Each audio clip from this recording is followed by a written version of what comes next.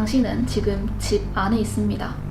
갑자기 큰 불이 붙더니 걷잡을 수 없이 커졌죠. 불길이 너무 커져서 집 안에 있는 사람들만의 힘으로는 이 불을 어떻게 할 수가 없습니다. 이대로 간다면 불길이 모든 걸 집어 삼켜버릴 것입니다. 당신의 재산도, 집도, 그리고 당신과 사랑하는 가족들까지 모두 잿더미가 되고 말 것입니다. 이러한 상황 속 당신을 구제할 수 있는 유일무이한 방법은 바로 이웃들의 도움입니다. 소방관도 부르고 물도 퍼나르고 소화기도 써가며 당신의 집에 붙은 그 불길을 잡아주려고 하는 도움을 베푸는 이웃들 말입니다.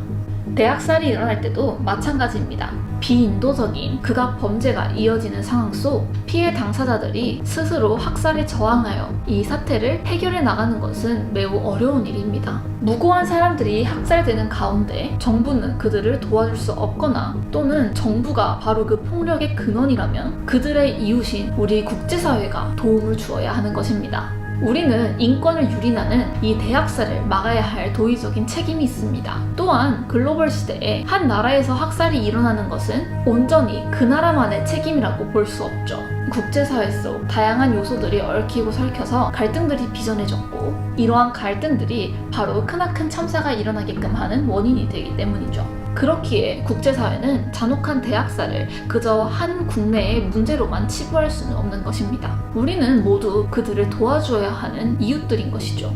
그런데 국제사회에서는 알맞은 시기에 발빠른 대응을 하고 있지 않습니다. 1994년 르완다에서 대학살이 일어났습니다. 르완다의 후투족이 투치족을 학살한 것이죠. 하루 평균 10,000명이 살해되었는데 이와 같은 일이 석 달 동안 지속되었습니다. 이렇게 아주 끔찍하고도 잔혹한 일이 계속되는 동안 유엔을 비롯한 국제사회는 제대로 된 대응을 하지 않고 그저 방관만 하고 있었습니다. 르완다 대학살이 일어나게 된 계기는 벨기에가 르완다를 통치할 때 빚어진 후투족과 투치족 간의 갈등입니다. 후투족이 르완다의 85%를 이루는 다수 민족이었지만 벨기에는 이들을 무시하고 소수 민족이었던 투치족에게만 교육의 기회를 제공하고 공무원을 뽑는 등의 특혜를 주었기 때문이죠. 1962년 벨기에로부터 독립한 르완다는 이 갈등으로 인해 내전이 일어났습니다. 1993년 8월 후투족의 르완다 대통령은 이 긴 내전을 끝내기 위해 투치족 반란군과 평화협정을 맺습니다.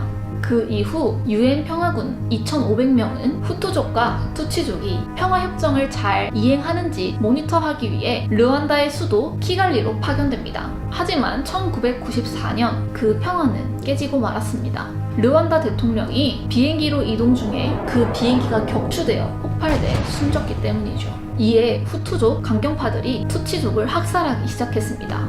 르완다에 있던 유엔 평화유지군의 장군은 뉴욕에 있는 자신의 상관에게 더 많은 무기 제공과 대학살 중단, 개입 허락을 요청했습니다. 하지만 유엔은 도리어 르완다에 있는 평화유지군 2,500명 중 270명을 제외한 모두를 철수시키라는 명령을 내렸습니다. 당시 미국 대통령이었던 부시는 르완다에서 일어나는 참혹한 참사가 대학살이 아니라고 왜곡하고 부정했으며 수많은 나라의 보도국은 대학살의 참사를 보도하기보단 르완다의 난민을 단편적으로 방영했습니다. 그리고 그 결과 수많은 생명이 희생되었습니다. 이들의 방관으로 인하여 투치족 100만 명이 죽고 200만 명이 난민이 되었습니다. 뒤늦게 사태 수습을 위해 프랑스가 병력 2,500명을 파병하여 석 달간의 지옥같은 악몽이 끝나게 되었습니다. 프랑스의 개입으로 르완다는 학살이 중재되고 회복기를 가지고 있죠. 여러분, 국제사회가 가진 힘은 정말로 강력합니다. 프랑스군의 개입으로 정말로 순식간에 대학살이 중재되지 않았습니까?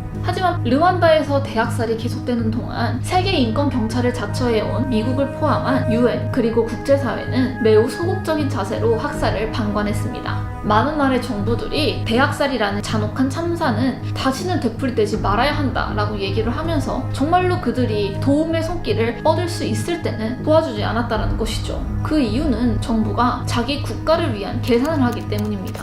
정부는 자국에 떨어지는 이익이 없다면 새로운 재정적, 군사적 책무를 이행해야 하는 부담을 지는 것을 달가워하지 않을 수 있기 때문이죠. 위험 가능성 때문에 겁을 먹거나 다른 나라에서 발생한 위기사항에 자신들이 휘말리고 싶지 않기 때문이기도 합니다. 이웃나라의 정부들이 대학살이라는 인류에 대한 범죄가 일어나고 있는 상황임에도 자신의 국가를 위한 계산을 하고 있는 것은 그 일이 자국에서 일어나는 비극이 아니기 때문입니다. 이렇게 한번 생각해보세요. 어떤 사람이 한 아이를 정말로 심하게 괴롭히고 있는 거예요. 그런데 자세히 보니까 그 아이가 내 동생이었던 겁니다. 그 순간 가슴에서 막 열불이 나면서 당장 가가지고 뭐라고 하고 동생을 도와주죠.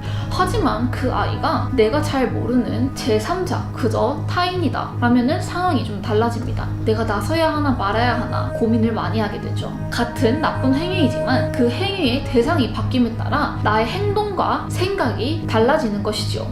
그 이유는 우리의 마음이 우리의 생각보다 이성적이지 않고 감성적이기 때문입니다. 감정의 동요가 많이 일어나면 일어날수록 내가 그에 대한 행동을 취할 확률도 높아지기 때문이죠. 슬프게도 대학살이 일어나도 마찬가지입니다. 그 대학살의 피해자가 나와 가까운 사람이 아닌 이상 감정의 큰 동요가 일어나긴 쉽지 않다라는 말이죠. 그렇기 때문에 국제사회가 선뜻 나서지 않고 이리 재고 저리 재면서 계산을 하는 것입니다.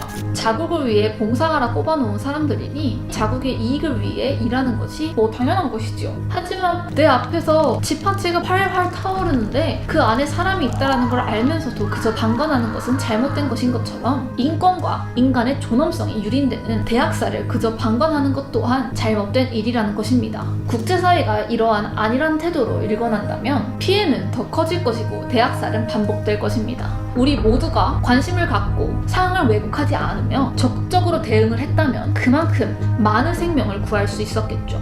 소 잃고 외양간 고치기보단 소 잃기 전에 고쳐야 합니다. 그리고 우리는 오늘날 지구 반대편에서 일어나는 잔혹한 일이 언젠가 우리에게 일어날 수 있다는 것을 기억해야 합니다. 아니라고도 계산적인 태도로 대학살을 방관만 한다면 무고한 민간인 학살, 이성이 마비된 사회, 그리고 이러한 비극은 다시는 일어나지 않을 것입니다라는 새빨간 거짓말이 계속해서 되풀이될 것입니다. 오늘 제가 준비한 것은 여기까지입니다. 지식에서 행동으로. 이 영상이 좋으셨다면 구독 눌러주시고 우리 함께 또잉또잉해요. 안녕!